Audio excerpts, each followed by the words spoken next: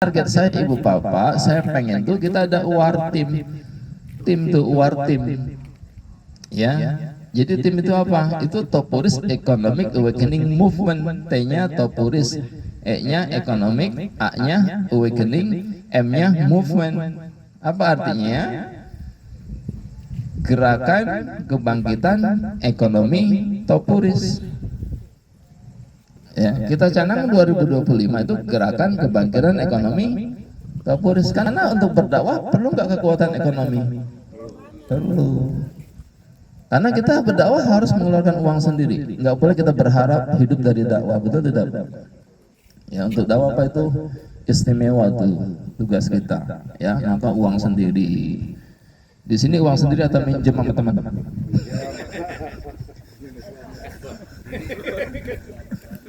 Minjem dikit Ustaz. Kan yang penting kan uang sendiri kan, ya kita bayar. Ikhlas nggak ibu bapak pakai uang sendiri? Itu Pak, kalau tugasnya esensial yang kita berikan insya Allah itu menyatukan, betul tidak?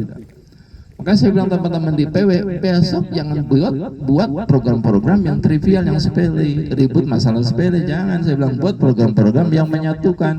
Misalkan di mana tuh kemarin kita tuh di Batam ya program dakwah di pulau-pulau terpencil, PWDKI program di pulau-pulau terpencil di Kepulauan Seribu, itu kan menyatukan.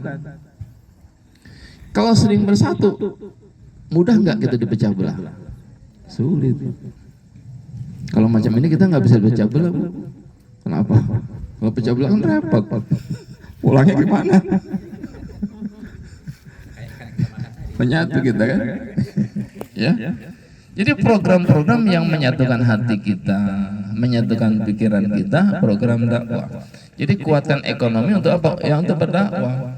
Maka kita berpikir ke depan ibu bapak, kita sekolah Totok Punggung Indonesia, apalah namanya nggak penting. Yang penting sekolah itu untuk apa? Untuk mencetak topuris-topuris profesional.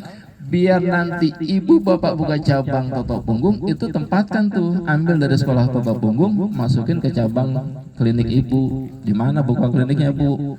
Di Karawang Ustadz. Kita kirim terapis topuris dari sekolah Totok Punggung ke sana. Ya. Jadi kalau ibu bapak punya 2-3 cabang saja itu insya Allah sudah cukup ekonomi kita mapan. Satu cabang rata-rata 10 juta Pak, mungkin insya Allah kan. Kalau 3 cabang sebulan berapa bersih kita dapat? 30 juta. Masa nggak cukup? Ya, jadi kita bebas kemana saja berdakwah. Apa itu bahasanya? Kita jalan-jalan, usaha jalan. Ya. Financial freedom target kita ibu bapak. Ketika topuris berdakwah, dia sudah nggak lagi mikirin ekonominya. Ya, maka kita ciptakan kemandirian ekonomi dulu, baru dia fokus berdakwah. Kalau nggak ekonomi tercipta Pak, nggak mungkin fokus berdakwah.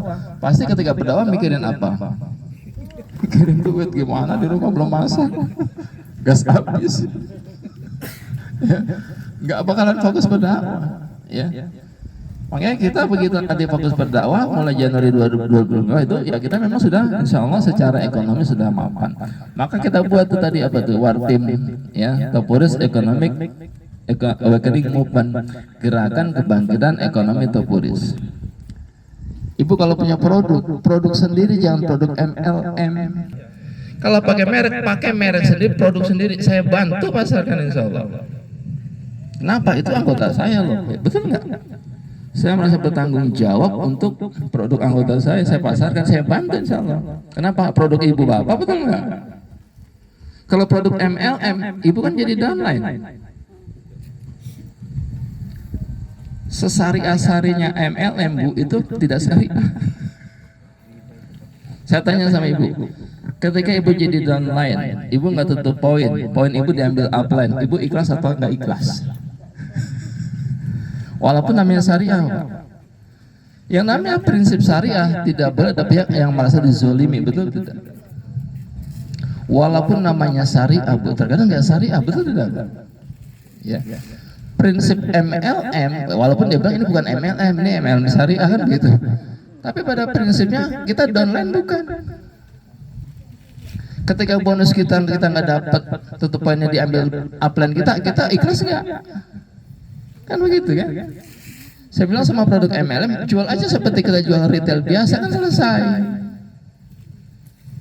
Bonusnya terlalu tinggi hingga barang jadi mahal, betul tidak Pak? Ya, diukur produknya hanya 2.000. Karena bonus ke sana ke sini bisa jadi 10.000 loh Pak. Ya, karena apa? Karena banyak bonus yang harus diberikan. Ya, itu salah satu kelemahan MLM. Apapun namanya, prinsipnya kalau kita merasa dizolimi, tidak ikhlas, itu tidak syariah.